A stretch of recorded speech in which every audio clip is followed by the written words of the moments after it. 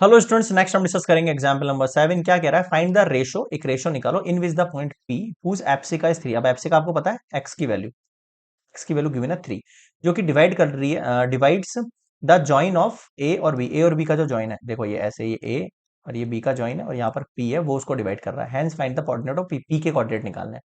ठीक है, तो लेट कर लेते हैं अपने यहाँ पर, लेट नहीं, सॉरी, गिवन होगा ये चीज। हाँ, ये तो लेट ही करना पड़ेगा अपने को, सॉरी। हाँ, अपन एक लेट करके पॉइंट मान रहे हैं कि पी जो है वो डिवाइड कर रहा है, divides the line segment A be in ratio, किस रेशो में? के रेशो 1 मान लेते हैं हमेशा की तरह, के रेशो 1 फिक्स, हमेशा अपन के रेशो 1 लेते हैं, लैम्डा रेशो 1 ले सकते हैं इसको। ठीक है, ले लिया। अब इसमें अपन सेक्शन फॉर्मूला लगाएंगे। अब ए के पॉइंट्स क्या है भैया आपके पास? 6,5, और बी के पॉइंट क्या है? -1,4। तो this is x1 y1, this is x2 y2। अब अगर मैं बाय सेक्शन फॉर्मूला यूज करूं, फॉर्मूला तो आपको पता ही है, फिर भी एक बार लिख रहा हूं मैं, एम एन, है ना, m x two plus n x one upon m plus n. इसी तरीके से सेम टू सेम, जहां पर वाई टू और वाई वन आ जाएगा, है ना। एम और एन क्या होगा? ये एम रेशो एन ही हो जाएगा। अब आप इसको पुट करो, ये कोऑर्डिनेट्स है पी के एक्चुअल में, है ना, एक्स कोमा वाई, जो मैं मान के चल रहा हूँ पी के कोऑर्डिनेट्स एक्स कोमा वाई है, वो सेक्शन फॉर्मूला के इक्वल होंगे। एम एम की वैल्यू कितनी है आपके पास अभी? के, है ना। और एक्स टू की वैल्यू कितनी है आपके पास? -1। समझ में आ रहा है क्या कहना चाह रहा हूं? एम एन एक्स टू और एक्स वन, तो एक्स टू की वैल्यू कितनी हो जाएगी इसके अंदर? ये वाली -1, और एक्स वन की वैल्यू कितनी हो जाएगी आपके पास?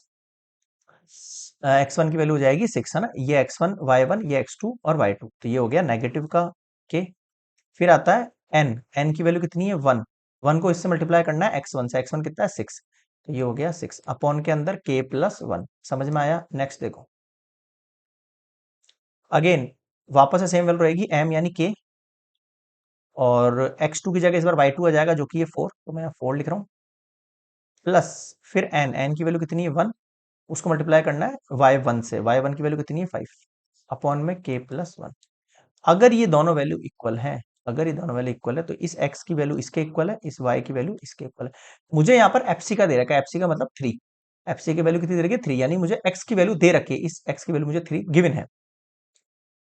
तो मैं लिख सकता हूं x equals to -k+6 upon k plus 1, इसकी वैल्यू मैं 3 ले रहा हूँ, k+1 उधर भेज दो, 3k+3 इक्वल्स टू -k+6 उधर भेज दो, 4k इक्वल्स टू 3 इधर जाएगा 3, k का वैल्यू हो गया 3/4।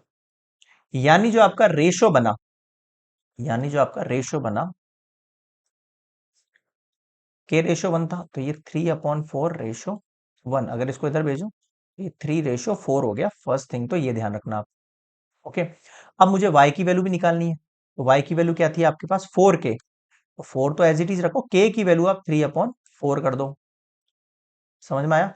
+5 अपॉन के प्लस 1, यानी 3/4 + 1, 4 से 4 कैंसिल आउट हुआ, 3 + 5 अपॉन, यहाँ एलसीएम लो, 4/4, y equals to 9 upon, sorry, 3 + 5 8 upon,